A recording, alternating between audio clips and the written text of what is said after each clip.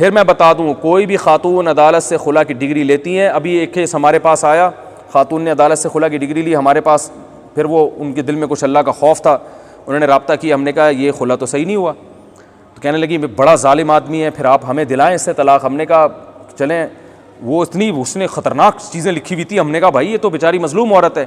تو پہلے ہم نے کہا اس کے میاں کو, میں نے خود ذاتی دلچسپی لی, بچوں والی عورت ہے اور اتنا ظلم کر رہا ہے وہ آدمی, اور 2-3 علماء کو اور بھی میں نے بلا لیا. ہم نے کہا بھائی ایک ادارے کو بھی انوالو کیا ہم نے اس میں, تاکہ ایک طرفہ میری ذاتی کارروائی نہ ہو. یہ تو پورا ادارہ انوالو ہوا, ہم نے اس کے میاں کو بلایا, ہم نے کہا بھائی یہ جب تفتیش کی تو پتہ چلا یہ سارا جو کچھ لکھا ہوا ہے جھوٹ کا پلندہ ہے, سب جھوٹے الزامات. وہ کراس کوشچن کرتے ہی پتہ چل جاتا ہے نا. پھر بھی میں نے اس مرد سے کہا, میں نے کہا یار یہ تو سب جھوٹے الزام, خود عورت نے اعتراف کیا ایسے. ہم نے, میں تو پھر گھما کے پکڑتا ہوں نا, میں نے کراس کوشچن کیے, پکڑ لیا اس کو, مجھے اندازہ ہو گیا جھوٹ بول رہی ہے. میں نے اس خاتون سے, میں نے اس مرد سے کہا, میں نے کہا دیکھو یہ تو جھوٹے الزام لگا رہی ہے, لیکن عقل مندی کی بات کیا ہے, جب یہ آپ کے پاس نہیں رہنا چاہتی تو چھوڑو یار, جان چھوڑاؤ, اسے طلاق دو, کیوں زبردستی رکھ رہے ہو. ایک عورت رہنا نہیں چاہتی ہے, اب وہ جھوٹے الزام لگائے, سچے الزام لگائے, لیکن ایک کامن سینس کی بات ہے کہ جب ایک نہیں رہنا چاہ رہی ہے, اللہ نے آپ کو رائٹ دیا ہے ڈیورس دینے کا, طلاق تو آپ ہی دو گے, وہ میں نہیں دے سکتا. لیکن ایک بات ہے کہ مشورہ تو میں دے سکتا ہوں نا. نبی صلی اللہ علیہ وسلم کے پاس ایک خاتون آئی, انہوں نے کہا میں اپنے شوہر کے ساتھ نہیں رہنا چاہتی, مجھے ان کی شکل پسند نہیں ہے, بغیر دیکھے نکاح ہو گیا تھا, پہلی رات میں ہی آ گئی کہ یا رسول اللہ میں نے دیکھا نہیں تھا, صحیح بخاری کی حدیث ہے, میں بہت خوبصورت ہوں اور میرے میاں بالکل بھی شکل میں مجھ سے میچ نہیں کرتے. یہ نہیں کہ 1 سال 10 سال کے بعد آ رہی ہیں, تو 10 سال کے بعد آتی تو اللہ کے نبی فرماتے پھر پہلی رات میں ہی آ جانا تھا نا, 10 سال کے بعد آ کے کہہ رہی ہو 6 بچوں کے بعد کہ مجھے پسند نہیں ہے. تو پہلی رات کے بعد ہی آ گئی, کہہ رہی میں نے دیکھا نہیں تھا, مجھ سے غلطی ہوئی ہے, اور میرا خیال تھا نارمل, بہت خوبصورت نہیں ہوں گے تو نارمل ہوں گے نا. انہوں نے مہر بھی بہت دیا تھا, پورا باغ دے دیا تھا مہر میں, لیکن یا رسول اللہ بھی من الجمال ما ترى, آپ دیکھتے ہیں کہ میں کس قدر حسین عورت ہوں, اور میرے میاں قد کے بھی چھوٹے, رنگ بھی ان کا سیاہ ہے, اور مجھے ان کے اخلاق اور دینداری پر کوئی اعتراض نہیں ہے, لیکن میں نہیں رہ سکتی.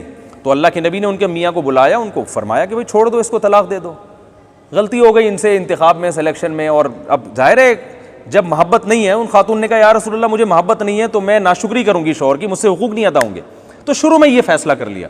تو اللہ کے نبی نے ان صحابی کو کیا مشورہ دیا, طلقھا, ان کو کیا دے دو, یک طرفہ ڈگری نہیں جاری کی کہ تم دو ورنہ میں ابھی پیپر پکڑاتا ہوں ان کو.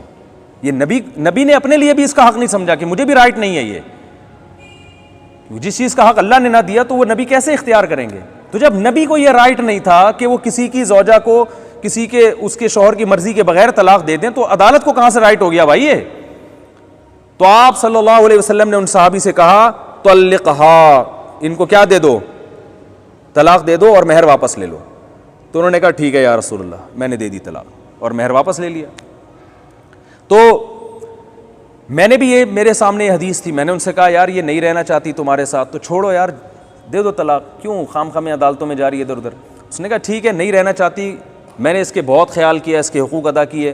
ہوا یہ تھا کہ بے روزگاری آئی تھی, تھوڑا سا ان کے ساتھ معاملہ کیا ہو گیا تھا, اونچ نیچ ہر گھر میں ہوتی ہے, اور انہوں نے کہا وہ بے روزگاری دور بھی ہو گئی, اب اللہ نے مجھے مالی وسعت دے دی ہے, لیکن وہ نہیں بھائی.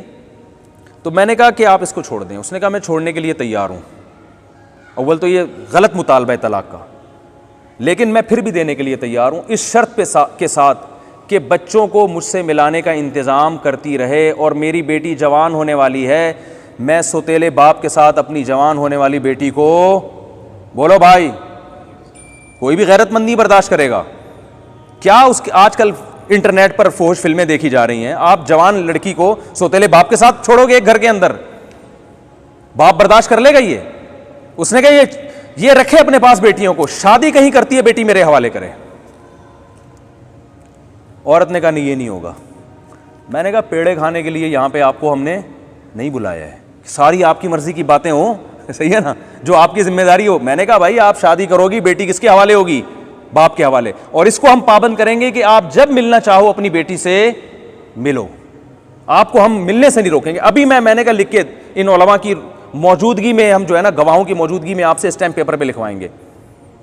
نہیں جی خاتون راضی نہیں.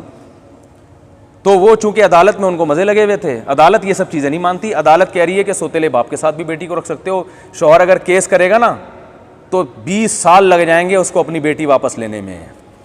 سمجھ میں نہیں آ رہی میرا خیال ہے بات، آ رہا ہے تو اچھی بات ہے۔ تو اس لیے عدالتیں قانون چینج کریں نہ کریں، اللہ کے بندو جب کوئی ایسا خلا کا کیس ہو، خواتین کو چاہیے اللہ سے زنا کرنا ہے نا تو پھر ویسے ہی گناہ سمجھ کے کر لیں، صحیح ہے نا، اس پہ بھی اللہ چترول تو لگیں گے طبیعت سے آخرت میں، لیکن کفر نہیں ہوگا وہ۔ اور زنا پہ حلال کا لیبل لگا کے کر لیا، کسی کی بیوی جب کسی اور مرد سے نکاح کرتی ہے تو وہ نکاح ہوتا ہے؟ او بھائی ایک عورت کسی مرد کی بیوی ہے اور طلاق لیے بغیر کسی اور آدمی سے شادی کرے تو نکاح ہوگا؟ وہ نہیں ہوگا۔ تو جب نہیں ہوگا تو وہ زنا ہوگا نا، اور کیا ہوگا وہ؟ تو یہ ہو رہا ہے، بہت دبا کے ہو رہا ہے معاشرے میں۔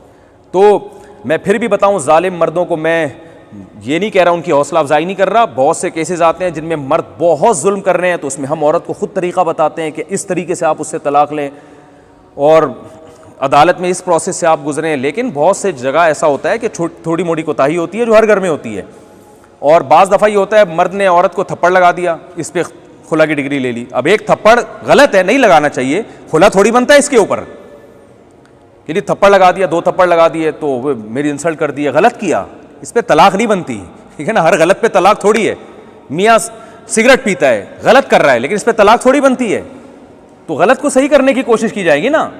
تو یہ معاشرے میں چل رہا ہے، تو اس لیے اس کے خلاف آواز اٹھائیں، لوگوں کو بتائیں، اور جو ہے نا یہ جب پڑھتی ہے نا تو پھر آپ کو میرے اس بیان کا اندازہ ہوگا۔ ابھی تو بہت سے یہاں کنوارے چھڑے چھاٹ بیٹھے ہوئے ہیں، اللہ نہ کرے آپ میں سے کسی کے ساتھ ایسا ہوا کہ اللہ نہ کرے بیگم صاحبہ کا کہیں چکر شروع ہوا اور اس نے عدالت سے جا کے خلا لیا، پھر آپ کو مفتی طارق مسعود یاد آئیں گے، مفتی صاحب آپ نے کیا پیارا بیان کیا تھا۔ کیونکہ جن پہ جو بھگتے ہیں نا، جن ان سے آپ جا کے پوچھیں، ڈپریشن کے مریض بن گئے ہیں وہ، سمجھ رہے ہیں۔